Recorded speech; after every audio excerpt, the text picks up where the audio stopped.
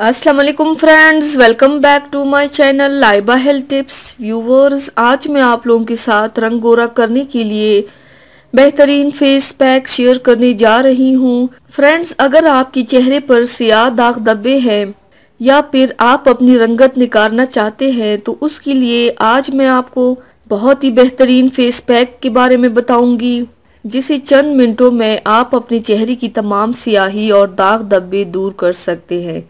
तो चलिए शुरू करते हैं, पर इसके पहले प्लीज मेरे चैनल को सब्सक्राइब कर लीजिए और बेल आइकन को दबाइए एवरी लेटेस्ट ब्यूटी अपडेट को सबसे पहले पाने के लिए।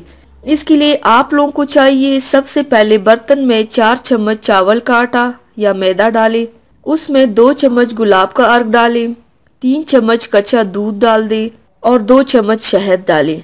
अब इन सब को अच्छी तरह से मिक्स कर लें। मिक्स करने के बाद इसे अपने चेहरे पर लगाएं और 20 मिनट के लिए छोड़ दें। इसके बाद चेहरा धो लें।